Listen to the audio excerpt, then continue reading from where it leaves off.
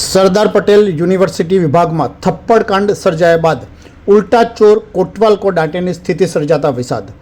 2 દિવસ પૂર્વે સરદાર પટેલ યુનિવર્સિટીના ઇંગ્લિશ વિભાગમાં વિભાગ મહિલા હેડ દ્વારા ચાલુ ક્લાસમાં અધ્યાપકને થપ્પડ મારતા સર્જાયેલ થપ્પડકાંડ મુદ્દો ચર્ચાની એરણે ચડતા વિભાગ મહિલા હેડ વિરુદ્ધ કાર્યવાહી થશે કે કેમ, કે પછી કુલડીમાં ગોળ ભંગાશેના સવાલના જવાબ મળે તે પહેલાં પૂર્વ મહિલા હેડ દ્વારા યુનિવર્સિટીના વુમન સેલમાં ફરિયાદ કરી ઉલટા ચોર કોટવાલ કો દાંટેની સ્થિતિ સર્જાવા પામી હોવાની ચર્ચા ઉઠવા પામીનું જાણવા મળ્યું છે। છેલ્લા દશકથી સતત વિવાદમાં રહેતી સરદાર પટેલ યુનિવર્સિટીમાં વિવાદ યથાવત, વિદ્યાર્થીઓ વચ્ચે થપ્પડ યુદ્ધ થાય, પરંતુ વિભાગ મહિલા હેડ દ્વારા અધ્યાપકને ચાલુ ક્લાસમાં થપ્પડકાંડ સર્જાતા વિદ્યાર્થીઓ દિગ્મૂઢ।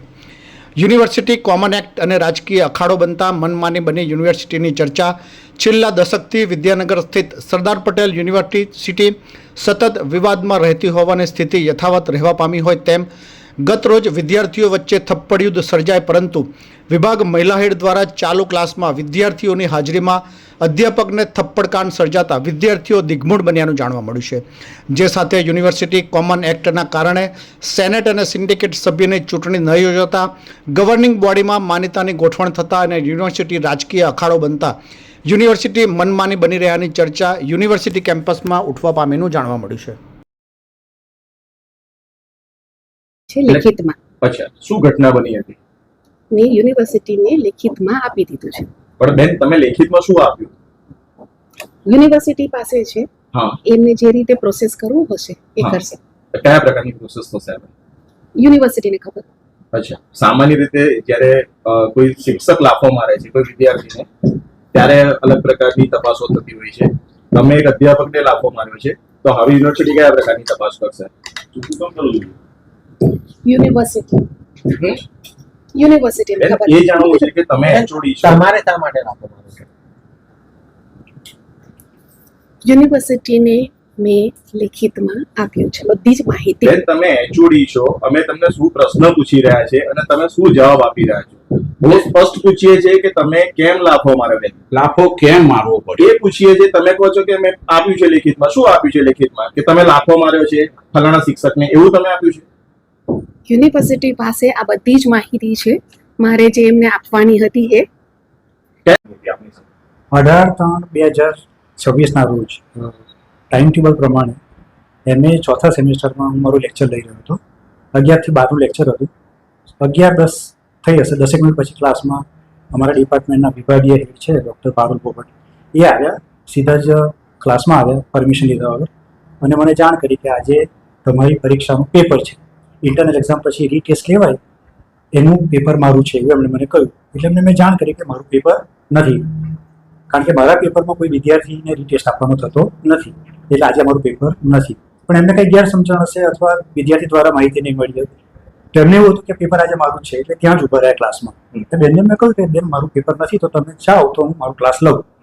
તો એ ત્યાં જ ઉભા, એટલે આ પ્રોબ્લેમનું સોલ્યુશન કરવું પડે એમ વિચારીને પછી હું જાતે બહાર નીકળ્યો ક્લાસની બહાર, અને બાજુના પરીક્ષા ખંડમાં જ્યાં પરીક્ષા શરૂ થયેલી ત્યાં ગયો, ત્યાં એક વિદ્યાર્થીની બેઠા થાય, એટલે પછી ઇન્વિજિલેટરની પરમિશન લઈને મેં પૂછ્યું કે બેન, તમારે મારું પેપર આપવાનું હતું તો મને જાણ કરવી જોઈએ, રીટેસ્ટમાં તમારે મને એપ્લિકેશન આપવી પડે। તો એમણે કહ્યું કે સાહેબ, તમારું પેપર નથી મારે।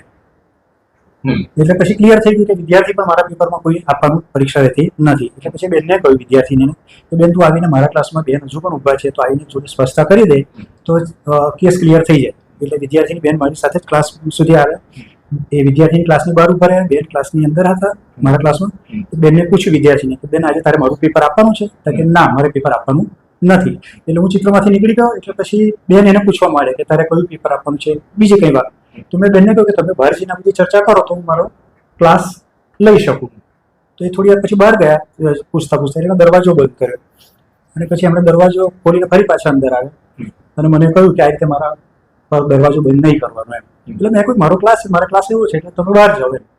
તો એમણે પછી મને લાફો મારી દીધો, અને પછી વિદ્યાર્થીઓ સામે જોઈને અંગ્રેજીમાં એવું બોલે, જેનું ભાષાંતર કંઈક આવું થાય કે અમને જે લાફો માર્યો છે બરાબર છે, વિદ્યાર્થીઓના વતી હું લાફો મારું છું, અને કમ વોટ મે, એટલે જે થાય તે ખરું એમ।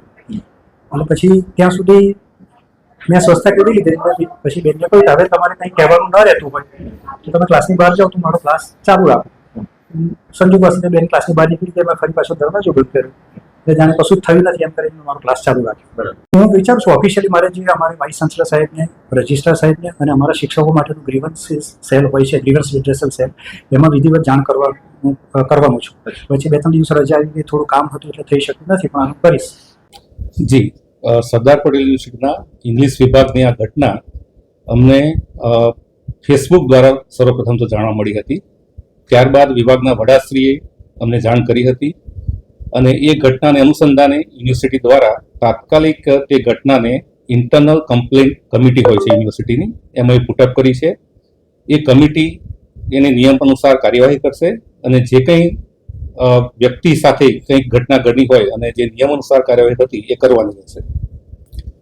એ કમિટી યુજીસીના નિયમ પ્રમાણે હોય છે અને આપણે જીસીસીઆરમાં એના નિયમો હોય જ છે કે ભાઈ આ ઘટના ઘટતી હોય તો કમિટી પૂરા આધાર પુરાવા એ કરશે. એના માટે જે તે વ્યક્તિ છે એના સામે જે આક્ષેપો થયા હોય એની સામેથી એ પગલાં લેશે અને આક્ષેપિતને પણ પોતા કુદરતી ન્યાયના સિદ્ધાંત અનુસાર એ સમય આપવામાં આવશે અને પછી જે જીસીએસઆરના નિયમો છે એ પ્રમાણે એનું આગળનું કાર્યવાહી થાય. પ્રાથમિક રીતે એવી માહિતી અમને મળી છે કે બેનશ્રી કોઈક પ્રશ્નપત્ર જે તે સોલંકી સાહેબ હતા એમનું પ્રશ્નપત્ર છે કે નહીં એના તપાસ માટે ક્લાસમાં ગયા હતા અને એમના કહેવા પ્રમાણે સોલંકી સાહેબ એમને ધક્કો માર્યો હતો અને એના અનુસંધાને આ આખો પ્રશ્ન ઉપસ્થિત થયો છે. એટલે આગળ મેં કીધું રીતે એ કમિટી જે કંઈ આના આધાર પુરાવા લઈ, નિવેદનો લઈ અને આગળની ઘટતી કાર્યવાહી કરશે.